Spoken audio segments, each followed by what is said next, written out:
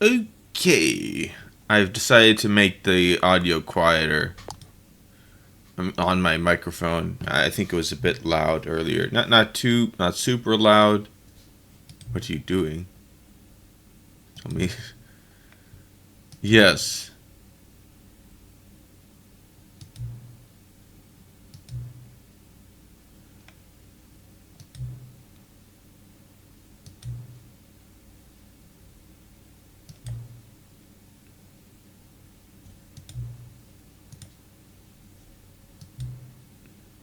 Okay.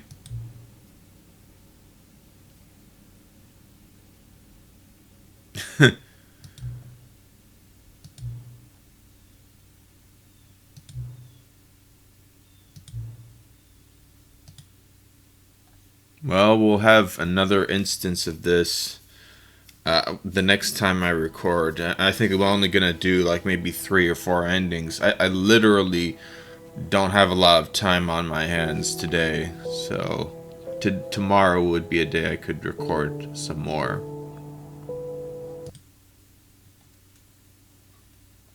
I thought the anyway, last time we unlocked the Stanley Parable 2, which is basically the same, and I quit the game and started it again. How about that?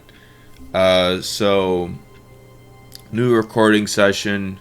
Last time we did the big museum of stuff that could be in the sequel, that are sort of in the sequel, sort of. It's not really a sequel, it's just a remake, just to update the graphics and such. Anyway, let me just turn off my microphone. That was that, and this is it. I'm not sure which ending to go to. I'll figure it out.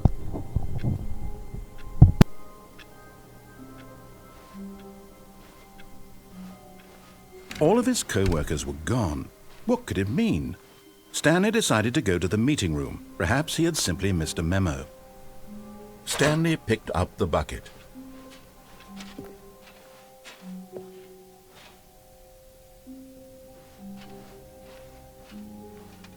Stanley clutched the bucket tightly to his chest and entered the door on his left.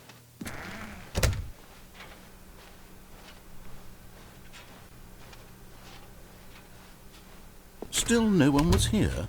Stanley needed the bucket's warmth and comfort now more than ever. Perhaps his boss's office was where he'd find answers. Coming to a staircase, Stanley and the bucket walked upstairs to the boss's office.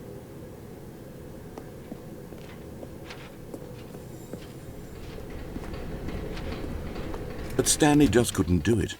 He considered the possibility of facing his boss, admitting he had left his post during work hours. He might be fired for that. And in such a competitive economy, why had he taken that risk? All because he believed everyone had vanished? His boss would think he was crazy. And then something occurred to Stanley. Maybe, he thought to himself, maybe I am crazy. He looked down at the bucket in his arms. Am I crazy? He asked the bucket. The bucket returned his gaze, but said nothing at all. That's strange, Stanley thought. Usually the bucket is a source of guidance and wisdom for me in difficult times such as these. He held the bucket close, yet felt none of its familiar reassurance and comfort. And that's when Stanley realized, this isn't my bucket. It's just a normal, everyday bucket. Someone else's bucket, perhaps. How did I end up with someone else's bucket? This is all terribly wrong. Surely no good would come from this. Who knows what sorts of bizarre hallucinations Stanley might experience without the psychologically grounding presence of his bucket. And indeed, now he noticed that the rooms were repeating, which was, of course, very odd. And now he felt himself floating off the ground. Oh, gracious, he exclaimed. Without my bucket, I've gone truly mad. Where is it? I must find it. Far off in the distance now, he heard it, calling to him. Stanley! Stanley, it's me, the bucket. Could it truly be? He rushed forward from room to room, passing by one bucket after the next. None of them were his. None of them were his special bucket. Come to me, Stanley. Find me. He had to find the bucket. He had to return to his old friend. It was the only way to truly restore his sanity. And then suddenly, he froze dead in his tracks. He knew where the voice of the bucket had been coming from. The real bucket was inside of him all along. It was incredibly painful. Stanley doubled over in agony and blacked out.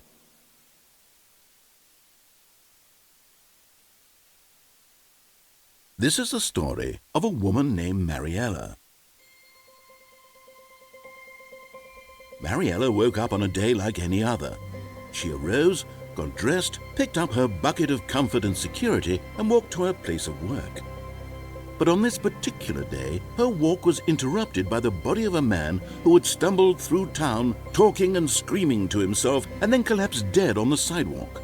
Right away, she knew what the problem was. This man had no bucket. Of course he'd gone mad, ranting and raving about a narrator describing all of his actions and how everything is predetermined and free will is an illusion and it's all just a video game. It could all have been prevented if only he'd taken his bucket with him. Perhaps he didn't even realize he'd forgotten his bucket at home in the first place. How cruel the world can be, Mariella thought, and she hugged her own bucket even tighter. But of course, she had no time for this. There were a myriad of confusing problems she would soon have to confront at work, for which her bucket would provide absolute guidance and total clarity on everything. Heck yes, she thought to herself, my life kicks ass. And she backflipped all the way to work.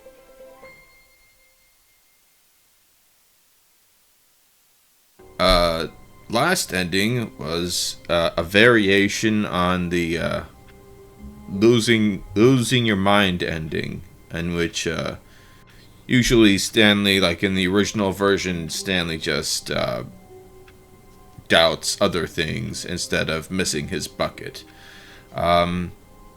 So I did show most of the endings in the original game as usual.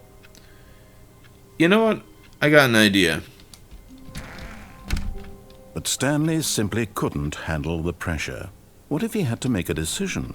What if a crucial outcome fell under his responsibility? He had never been trained for that. No. This couldn't go any way except badly. The thing to do now, Stanley thought to himself, is to wait. Nothing will hurt me.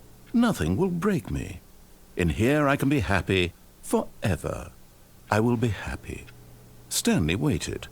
Hours passed, then days. Had years gone by? He no longer had the ability to tell. But the one thing he knew for sure, beyond any doubt, was that if he waited long enough, the answers would come. Eventually, someday, they would arrive. Soon, very soon now, this will end. He will be spoken to.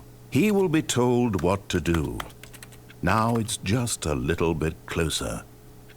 Now it's even closer. Here it comes.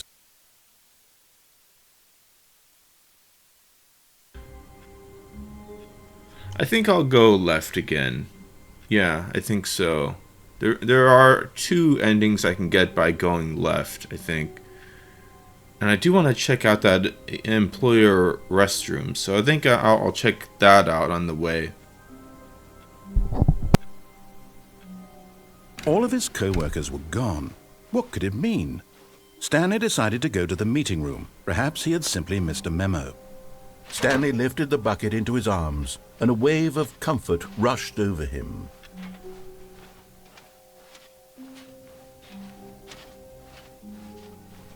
Stanley clutched the bucket tightly to his chest and entered the door on his left.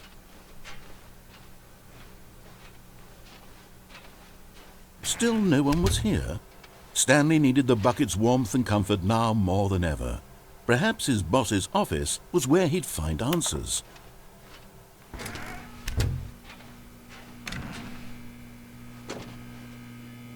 Oh, Stanley, can you feel it? The broom closet. It wants the bucket.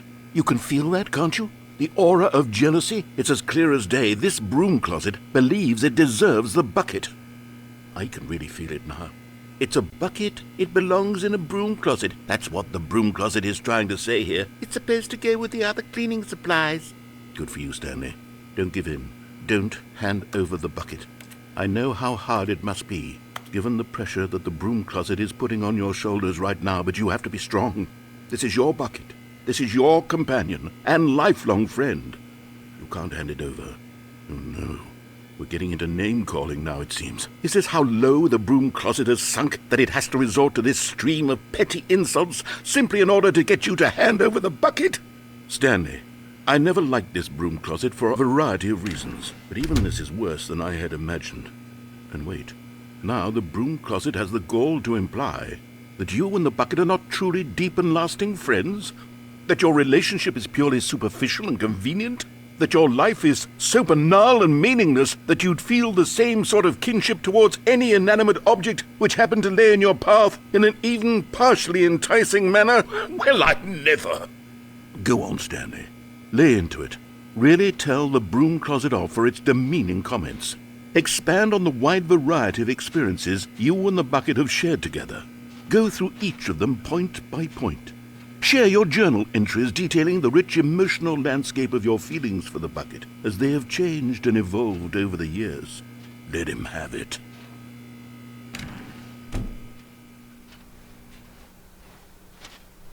Coming to a staircase, Stanley and the bucket walked upstairs to the boss's office.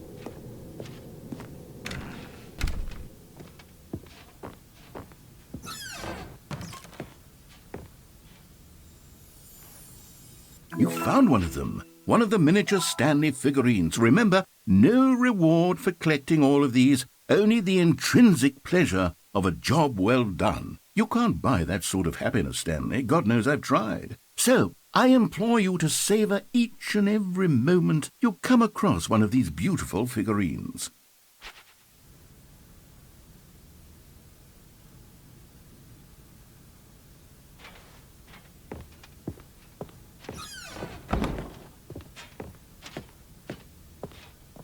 Stepping into his manager's office, Stanley was once again stunned to discover not an indication of any human life. Crushed by the weight of this revelation, Stanley may have broken down into an emotional dumpster fire if not for the soothing presence of the bucket. Even now, in his darkest of hours, did the bucket's warmth and guiding light pierce the dark clouds of confusion and chaos. It would be with him always. But Stanley guessed the correct code by sheer luck. Was it that the bucket knew all along? Was the bucket guiding him? Yes, this is certainly the most logical explanation.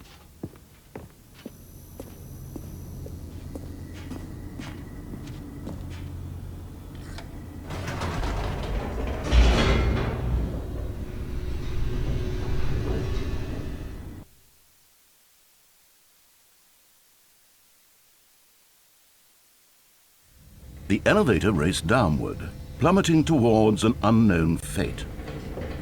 It would be all Stanley could do to keep himself together, if not for the bucket.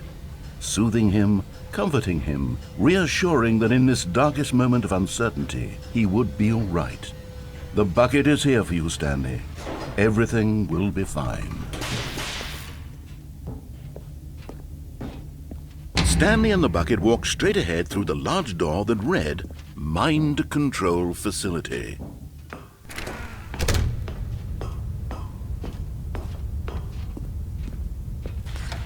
The lights rose on an enormous room packed with television screens. What horrible secret did this place hold? Stanley and the bucket both wondered to themselves.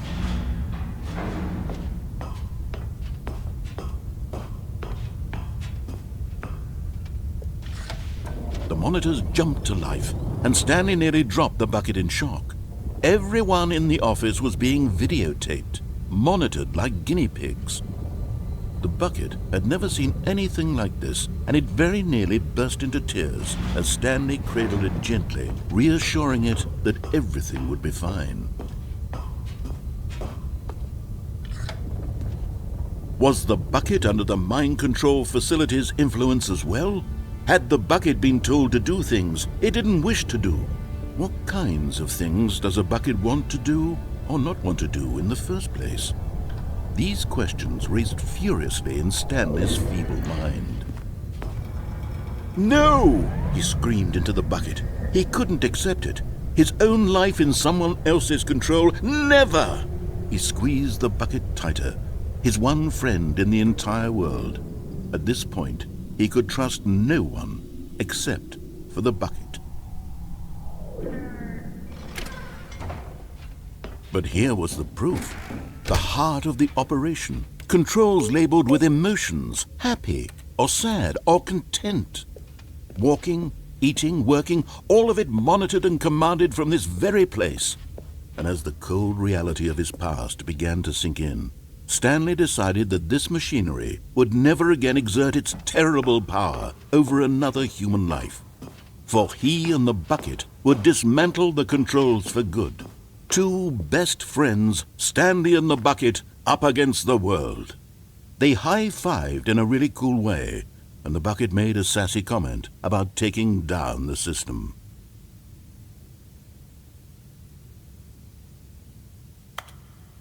But at the last second, the bucket jumped in and pressed the button to turn on the controls. Stanley gasped in horror. Had this been the bucket's plan all along? To take over the machine and claim the power for itself?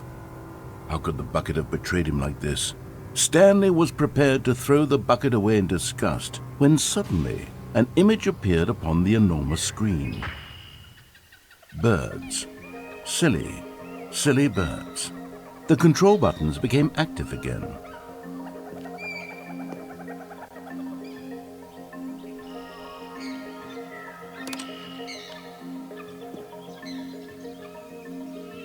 Stanley flipped through one video of silly birds after another, and then it dawned on him. This wasn't a mind control facility at all. It was a facility for monitoring and surveilling silly birds all over the world. The mind controls were only a facade to disguise its true intentions. Had the bucket known this all along? Stanley marveled at the metal genius in his hands, the one who had pointed him towards this incredible discovery. Stanley and the bucket never found freedom because they spent the rest of their lives here in this place, flipping through live streams of the silliest birds imaginable. Of all the possible paths his life could have taken, this one was surely the best. And Stanley was happy.